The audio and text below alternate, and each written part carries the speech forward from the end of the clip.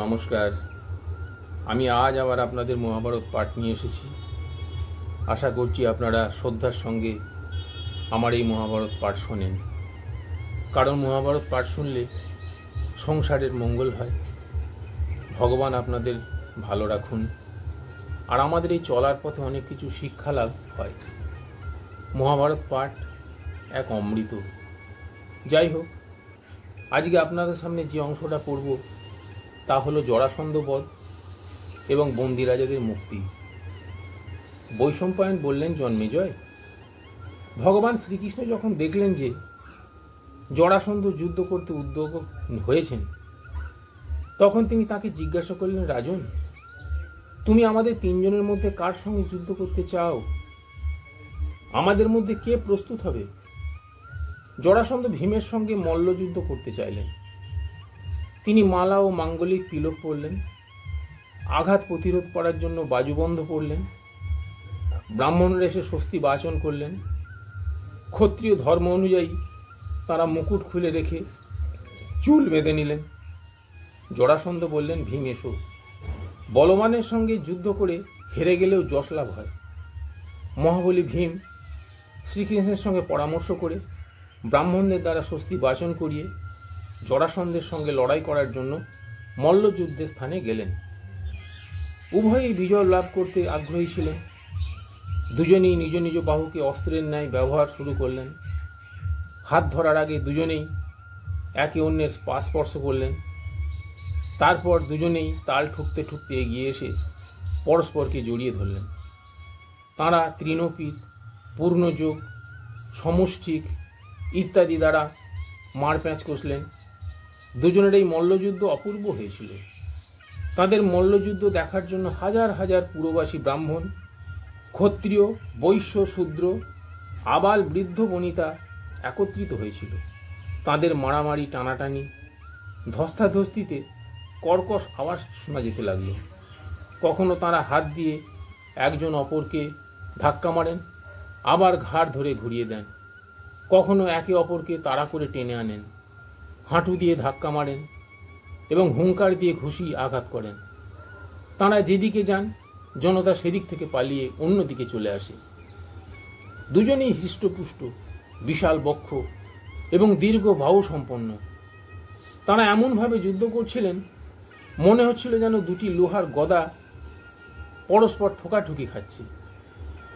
সেই যুদ্ধ কার্তিকের কৃষ্ণপক্ষের প্রতিপদ থেকে শুরু হয়ে এক নাগাড়ে 13 দিন রাত ধরে আহার নিদ্রা ত্যাগ করে লাগাতার চলতে থাকল।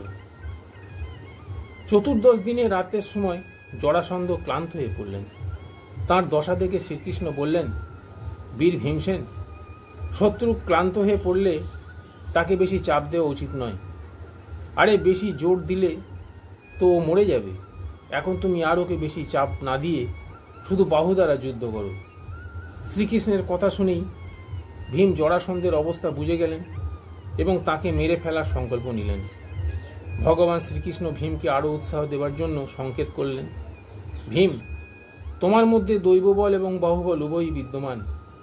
তুমি জরাসন্ধের উপর একটু সেই বিদ্যা দেখাও তো। শ্রীকৃষ্ণের ইশারা বুঝতে পেরে বলবান ভীম তাকে উঠিয়ে অত্যন্ত বেগে শূন্যে ঘোরাতে লাগলেন।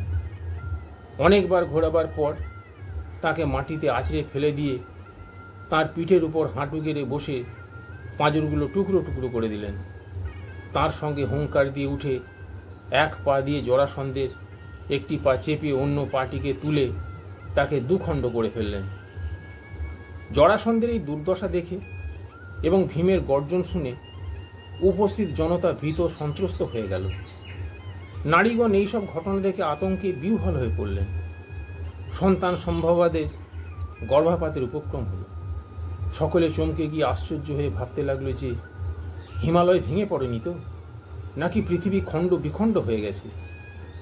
ভগবান শ্রীকৃষ্ণ, অর্জুন এবং ভীম শত্রু নাশ করে তার প্রাণীহীন দেহ রানীমহলের দেউরিতে রেখে এলেন এবং রাত্রি থাকতে থাকতেই সেখান থেকে বেরিয়ে এলেন। শ্রীকৃষ্ণ জরাসন্ধের ধ্বজামণ্ডিত দিব্য রথ অধিগ্রহণ করে নিলেন। সেই রথে ভীম ও অর্জুনকে নিয়ে সেখান থেকে বন্দী রাজাদের উদ্ধার করতে পাহাড়ি দুর্গে এলেন। তাঁদের মুক্ত করে সেই রথেই রাজাদের সঙ্গে রওনা হলেন। রথটির নাম ছিল সৌন্দর্যবান। দুজন মহারথী একসঙ্গে তার উপরে বসে যুদ্ধ করতে পারতেন। সেই রথে ভীম ও অর্জুন বসলেন। ভগবান শ্রীকৃষ্ণ তাঁর সারথি হলেন। এই রথে করে ইন্দ্র এর আগে ৯৯ বার দানব সংহার করেছিলেন। এর মাথায় একটি ধ্বজা ছিল, যেটি আধার বিনায় উঠতে থাকত। ইন্দ্রধনুর মতো সেটি চমকাত এবং ১ যোজন দূর থেকে দেখা যেত। এই রথ ইন্দ্রবসু নামক রাজাকে, বসু বৃহদ্রথকে, বৃহদ্রথ জরাসন্ধকে দিয়েছিলেন। সেই দিব্য রথ পেয়ে তিনজন অত্যন্ত আনন্দের সঙ্গে সেখান থেকে রওনা হলেন।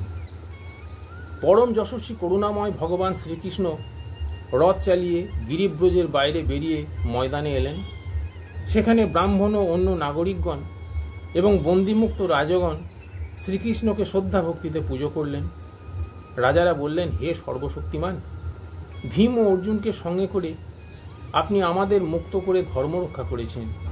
এ আপনারই উপযুক্ত কাজ। আমরা জরাসন্ধ স্বরূপ বিশাল সরোবরের কদর্মে আবদ্ধ ছিলাম, আপনি আমাদের উদ্ধার করেছেন। সর্বশক্তিমান যদুনন্দন, আমরা দুঃখ থেকে মুক্তি লাভ করেছি। আপনি উজ্জ্বল কীর্তি স্থাপন করেছেন। আমরা আপনার কাছে কৃতজ্ঞতা পাশে আবদ্ধ হয়েছি। আমাদের আদেশ দিন, আপনার জন্য কোনো কঠিন কাজ সম্পন্ন করি। ভগবান শ্রীকৃষ্ণ তাদের আশ্বস্ত করে বললেন, ধর্মরাজ যুধিষ্ঠির রাজ চক্রবর্তী পদ লাভ করার জন্য রাজস্ব যজ্ঞ করতে চান। আপনারা তাকে সাহায্য করুন। রাজাদের আনন্দে সীমা রইল না। সকলে আন্তরিকভাবে সেই প্রস্তাব মেনে নিলেন। তাঁরা তখন ভগবান শ্রীকৃষ্ণকে রত্ন রাশি উপহার দিতে লাগলেন। ভগবান অনুনয় করে তাঁদের উপহার গ্রহণ করলেন। জরাসন্ধের পুত্র সহদেব মন্ত্রীদের সঙ্গে করে বিনীতভাবে শ্রীকৃষ্ণের জন্য নানা উপহার সামগ্রী নিয়ে এলেন। ভগবান শ্রীকৃষ্ণ ভীত বিহ্বল সহদেবকে অভয় প্রদান করে তাঁর প্রদত্ত উপহার স্বীকার করলেন। তারপর শ্রীকৃষ্ণ, ভীম এবং অর্জুন সেখানে সহদেবের অভিষেক ক্রিয়া সম্পন্ন করলেন। সহদেব প্রসন্ন হয়ে রাজধানীতে ফিরে গেলেন। পুরুষোত্তম শ্রীকৃষ্ণ তাঁর জ্ঞাতি ২ ভাই এবং রাজাদের নিয়ে ধনরত্নপূর্ণ রথে শোভিত হয়ে ইন্দ্রপ্রস্থে পৌঁছলেন। তাঁদের দেখে ধর্মরাজের আনন্দের সীমা রইল না। ভগবান বললেন, রাজেন্দ্র, অত্যন্ত আনন্দের কথা এই যে বীর ভীম জরাসন্ধকে বধ করে এবং বন্দী রাজাদের মুক্ত করে যশ লাভ করেছে। ভীম এবং অর্জুন যে কার্যসিদ্ধি করে কুশলে ফিরে এসেছে, এর থেকে বেশি আনন্দ আর কি হতে পারে। ধর্মরাজ যুধিষ্ঠির অত্যন্ত আনন্দের সঙ্গে ভগবান শ্রীকৃষ্ণকে আদর আপ্যায়ন করলেন এবং ভাইদের অত্যন্ত স্নেহের সঙ্গে আলিঙ্গন করলেন। জরাসন্ধের মৃত্যুতে পাণ্ডবরা সকলে আনন্দিত হলেন। তাঁরা সকলে বন্দিত্ব থেকে মুক্তি রাজাদের সঙ্গে দেখা করে তাঁদের যথোচিত আদর আপ্যায়ন করলেন। রাজারা ধর্মরাজের কাছ থেকে অনুমতি নিয়ে অত্যন্ত আনন্দের সঙ্গে বিভিন্ন বাহনে করে নিজ নিজ দেশে ফিরে গেলেন। পরম জ্ঞানী ভগবান শ্রীকৃষ্ণ এইভাবে জরাসন্ধকে বধ করিয়ে ধর্মরাজের অনুমতি নিয়ে কুন্তী, দ্রৌপদী, সুভদ্রা, ভীম, অর্জুন, নকুল, সহদেব এবং ধৌমের থেকে বিদায় নিয়ে জরাসন্ধের যে রথটি তারা এনেছিলেন যুধিষ্ঠিরের অনুরোধে, সেই রথই আহরণ করে দ্বারকায় রওনা হলেন। যাত্রার সময় পাণ্ডবরা সেই আনন্দ মূর্তি ভগবান শ্রীকৃষ্ণকে যথোচিত অভিবাদন এবং পরিক্রমা করলেন। জন্মেজয় এই ঐতিহাসিক বিজয় প্রাপ্তি এবং বন্দী রাজাদের মুক্তি দিয়ে অভয় দান করায় পাণ্ডবদের যশ দিক দিগন্তে ছড়িয়ে পড়ল।